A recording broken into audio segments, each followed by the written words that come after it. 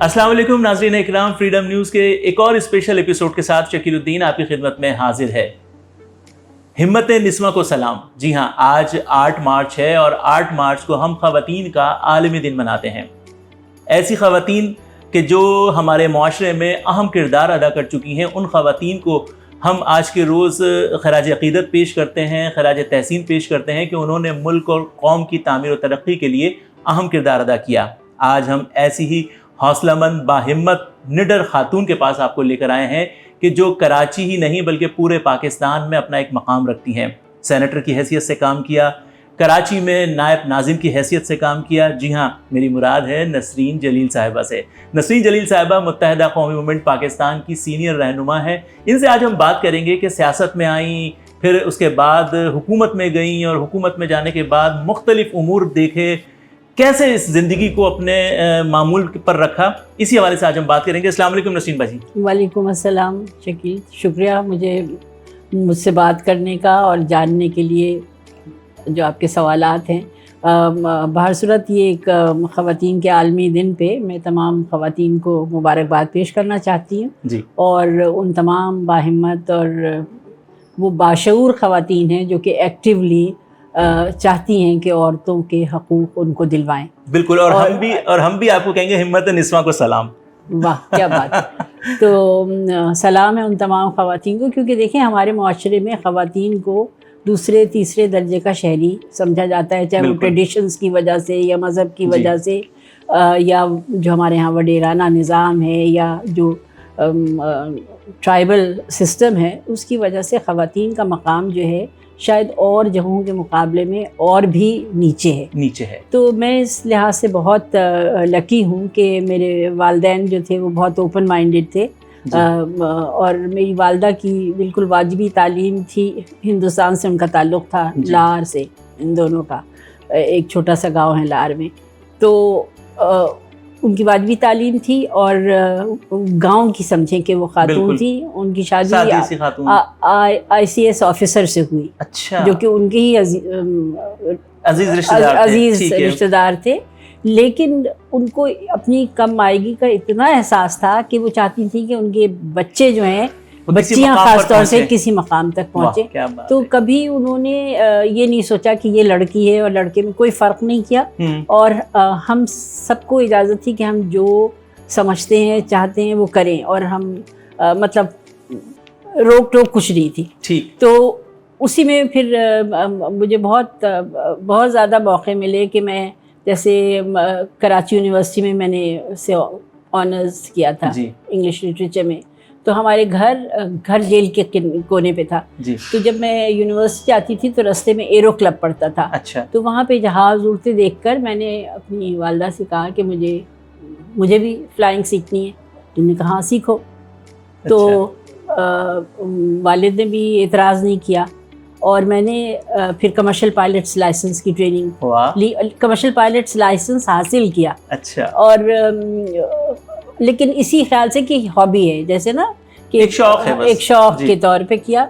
लेकिन उसका ये फ़ायदा हुआ कि मेरे भाई को काम के लिए लाड़काना जाना पड़ता था, वहाँ टेक्सटाइल मिल थी, तो मैं उनको फ्लाई करके कराची से वहाँ ले जाती थी। ज़बरदस्त। हाँ, मोहनजोदारो में हम पार्क करते थे जहाज़ को और लाड़काना में रात गुजार के फिर अगले रोज़ आते थे। क्या बात है। तो वो ज़ाया नहीं हुई, मतलब ज़ाया नहीं हुई। हाँ, लेकिन वो बहर सूरत एक शौक़ था और अगर एज अ करियर लेती तो भी अच्छा होता। बिल्कुल। बहर सूरत मैं सिर्फ ये बताना चाह रही थी कि वो इतनी ओपन माइंडेड थी कि किसी चीज़ से मना नहीं किया, उन्होंने कहा कि जो शौक़ है वो करना चाहिए। हाँ। अच्छा, फिर सियासत में कैसे आ गए? सियासत में भी इत्तेफाक से कि सियासत से मुझे कोई लगाव नहीं था, कोई वो नहीं था। लेकिन हमने कहीं अल्ताफ़ हुसैन साहब को कहीं सुना गुफ्तगू करते हुए और जलीलों में बिल्कुल नॉन पॉलिटिकल थे, लेकिन हमने सुन के उनसे कहा कि हम लोग कुछ करना चाहते हैं। तो उन्होंने जिस तरह यंग नौजवान लड़के लड़कियां होते हैं और फिर वो आगे की तरफ आना चाहते हैं। हाँ, लेकिन हम इतने यंग भी नहीं थे, हम तो 40-42 साल के होंगे, 88 की बात है। तो इलेक्शंस होने वाले थे, तो उन्होंने कहा कि अच्छा फंड रेजिंग के लिए बेगम सलमा अहमद ने कोई ग्रुप तश्कील किया है, बिल्कुल, तो आप वहाँ पे उनके साथ मिल जाइए। تو ہم لوگ روز ایک لسٹ بناتے تھے کہ ہمیں اس کے پاس جانا ہے اور ان سے جا کے درخواست کرتے تھے کہ آپ ڈونیشن دیجیے ہمارے الیکشنز کے خرچے کے لیے، اور وہی پیسہ جیسے کسی کے ہاتھ میں نہیں جاتا تھا، وہ جا کے ہم الطاف حسین صاحب کے ہاتھ پہ رکھتے تھے، چاہے 25,000 ہو 50,000 ہو جو بھی. تو اس کی وجہ سے یہ ہوا کہ ہم جیسے رابطے میں آ گئے الطاف حسین صاحب کے ایک دم سے. ورنہ دیکھیے سالوں خواتین آگے نہیں آ سکتی، بالکل کام کرتے ہیں، لیکن چونکہ ہمارے یہاں سسٹمز نہیں ہیں آگے آپ نہیں آ سکتے ہیں.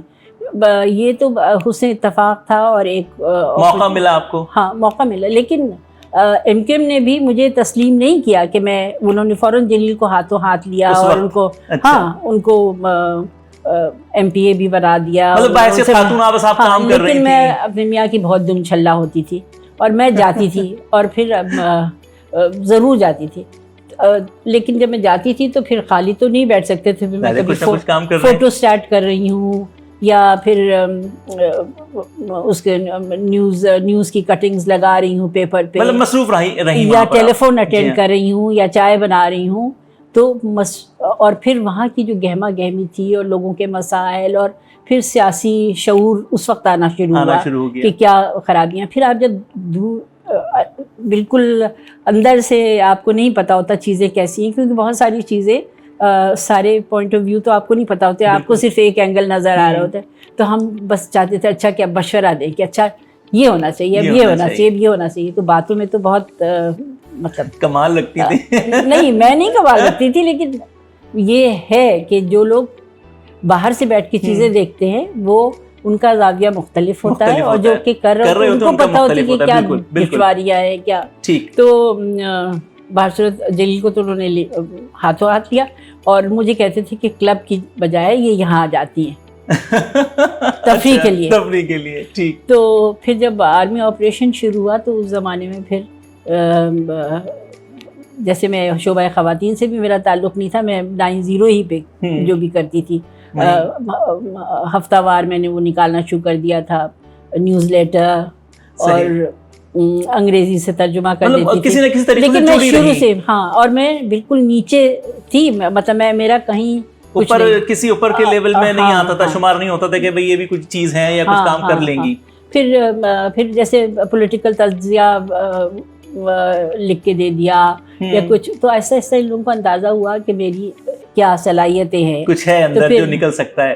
ہاں جیسے آپ لوگوں کے ساتھ نیگوسیشنز کر رہے ہیں، اس کے پوائنٹس لکھنا، کچھ بھی لکھت پڑھت کا جو کام تھا وہ میں ٹھیک ہے. اچھا پھر آگے بڑھنے کا سیاست میں آ گئی اور اوپر آنے کی مطلب ایک یہ طریقہ نکلا کہ دیکھتے دیکھتے آپ کام کرتے کرتے اوپر آ گئی. تو پھر 1994 میں مجھے انہوں نے سینیٹر بنی، اب حکومت میں آ گئی تو اب ایک نیا تجربہ. لیکن دیکھیے میں یہ بتانا چاہ رہی ہوں کہ ہم پاکستان پہ آ جاتے ہیں نا، مجھے چھوڑ دیجیے آپ. اچھا چلیں. کہ میرے سیاست میں ویسے بھی کم خواتین ہوتی ہیں کیونکہ ان کے اور بھی گھریلو مسائل، بچے، سب چیزوں کو ملا کے ان کے لیے ممکن نہیں ہوتا کہ وہ لگاتار کرتے رہیں. تو یہ میں لگتی تھی کہ میرے میاں جو تھے وہ انڈرسٹینڈنگ تھے، میرے گھر والے جو سمجھتے تھے، تو بہت ساری چیزیں جیسے دیر میں آئی تو کھانے میں لاکھ نقص نکال سکتے تھے، میری زندگی مشکل کر سکتے، مطلب پتا تھا کہ لیکن نہیں کیا. تو گھر والوں کو بھی مطلب انڈرسٹینڈنگ ہونا پڑتا ہے. بالکل انڈرسٹینڈ کرنا پڑتا ہے. کسی بھی خاتون کو آگے بڑھنے کے لیے ان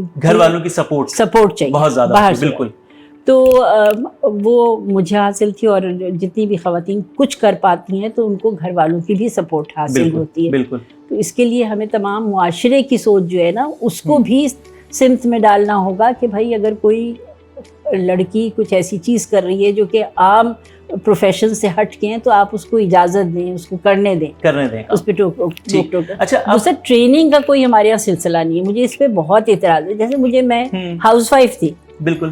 اور پھر میں ٹھیک ہے میں پڑھی لکھی تھی، میں چیزوں سے ڈیل کر سکتی تھی، لیکن جیسے مجھے سینیٹر میں بنی تو کوئی ایسا نہیں تھا کہ ہمیں کوئی بتاتا کہ لیجسلیشن کیسے ہوتی ہے، کیسے چیزوں کو آگے آپ جیسے جیسے چیزیں ہوتی گئی میں سیکھتی گئی، تجربے کی بنیاد پر آپ کام کرتی گئی. لیکن مجھے اس پہ بہت زیادہ تشویش ہے کہ ہم اپنے ملک میں ٹریننگ کا سسٹم نہیں کچھ بھی لا سکتے، چاہے وہ خواتین ہوں چاہے وہ مرد ہوں. صحیح. تو اور عورتوں کے لیے دشوار اس لیے زیادہ ہوتا ہے کہ آپ توقع نہیں کرتے ان سے کہ وہ کچھ کریں گی، تو ان کو اور بھی زیادہ بہتر ہونا ہوتا ہے. بالکل, اور پس پوچھ ڈال دیتے ہیں کہ خواتین ہیں, کوئی کام کر نہیں سکتی ہیں, اکیلے نہیں جا سکتی, یہ ریگولر نہیں ہوں گی, یہ کرنی ہوگی. عموماً یہی ہوتا ہے کہ ڈاکٹری پڑھ لی اور ڈاکٹری پڑھنے کے بعد پھر کہتے ہیں کہ جی شادی ہو گئی اور اب گھر بیٹھ گئی لڑکی. لیکن اب ہمارے یہاں آپ کیا دیکھ رہی ہیں خواتین کا مستقبل؟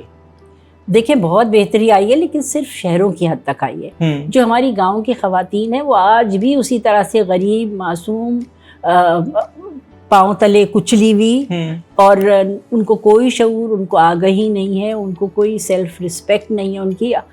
میں کراچی اور لاہور جیسے شہروں کی بات نہیں کر رہی ہوں, میں دیہی علاقوں کی بات کریں, بلوچستان تو میجورٹی جو ہے ہماری خواتین کی وہ آج بھی اسی حالت میں. اور قوانین بنتے ہیں, مسئلہ یہ ہے کہ ہماری جوڈیشری جو ہے یا یہ سمجھ لیں کہ ہمارا سسٹم جو ہے کہ جاگیرداری اور وڈیرانہ سسٹم جو ہے کہ کوئی اگر طاقتور ہے تو کوئی کسی وہ تو چھٹ جائے گا, اس نے قتل بھی کیا ہوگا, لیکن ایک معصوم شخص اگر کسی اس میں پھنس جاتا ہے تو اس کا چھٹکارا نہیں. بالکل. اور پھر مختلف قوانین جو ہیں لوگوں نے اپنی ذات کے لیے استعمال کیے, جیسے بلاسفیمی کا لا ہے, تو آپ کسی پہ بھی الزام لگا دیجئے اور اس کے بعد سے اس کو آپ بند کروا دیجئے. کوئی بالکل ایسا ہی. ہاں,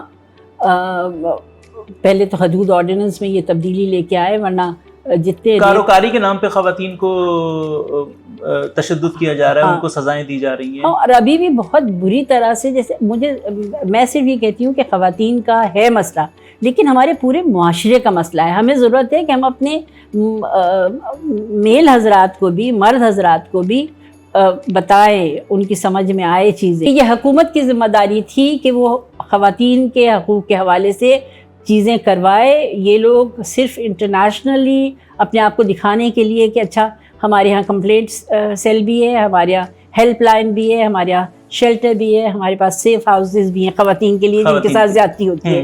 لیکن 13 ڈسٹرکٹس پورے سندھ میں, 7 ڈسٹرکٹس کراچی میں, جس میں سے صرف ایک میں کمپلینٹ سیل ہے. ٹھیک. تو میں یہ, اور اس کے ساتھ نہ اس کا بجٹ دیا گیا ہے, نہ اس کے ساتھ سٹاف ہے, تو وہ کام کیسے کریں گے؟ تو ادارے تو آپ بنا دیتے ہیں, لیکن آپ نہ اس پہ نہ سٹاف ہوتا ہے, نہ اس کی فائنینشیل ایسپیکٹ کو دیکھا جاتا ہے, اور سب سے بڑی بات یہ کہ نہ ٹریننگ ہے. سہولتیں فراہم کی جائیں اگر ہم ادارے بنا رہے ہیں یا ڈپارٹمنٹس بنا رہے ہیں. ہاں بالکل. ٹھیک. میں سیاست میں اتنا عرصہ کیوں رہی؟ کیونکہ مجھ پہ جھوٹے مقدمات بنائے گئے تھے کہ intent of murder, burning of buses, اور اس قسم کے جھوٹے مقدمات بنائے گئے تھے جب میں سینیٹر تھی تو. اور مجھے 3 سال انہوں نے قید میں رکھا تھا بے نظیر کی حکومت کے دوران, 6 مہینے ایکچوئل جیل میں اور 2.5 سال انڈر ہاؤس اریسٹ. تو یہ جو چیز تھی کہ میں کسی صورت سے کسی طرح سے کوئی تبدیلی کہیں پہ لا سکوں, تو یہ میرے لیے اہم بات ہوگی, اہم بات ہوگی. بالکل ٹھیک. بہت شکریہ نسرین جلیل صاحبہ آپ کا کہ آپ نے وقت دیا. ناظرین, نسرین جلیل صاحبہ کا مقام, مرتبہ کوئی پوچھے تو پتہ چلتا ہے کہ نسرین جلیل سینیٹر بھی ہیں, نسرین جلیل نائب ناظم بھی ہیں, نسرین جلیل ایک گھر میں بیوی کی حیثیت سے بھی کام کر چکی ہیں, ماں کی حیثیت سے بھی کام کر چکی ہیں, اور اب تک مسلسل محنت اور سخت محنت کے ساتھ عوام کی بقا کے لیے جنگ لڑ رہی ہیں. اسی کے ساتھ ہم یہی کہیں گے کہ خواتین کو مضبوط سے مضبوطر بنانے کے لیے مرد حضرات کو آگے آنا ہوگا. جیسا کہ ابھی نسرین جلیل صاحبہ نے کہا کہ معاشرے کو اور خاص طور پر گھر والوں کی سپورٹ کے بغیر عورت کچھ نہیں کر سکتی. ناظرین اکرام, اسی کے ساتھ شکیل الدین اور فریڈم نیوز کی پوری میڈیا ٹیم کو اجازت دیجیے. اللہ نگہبان.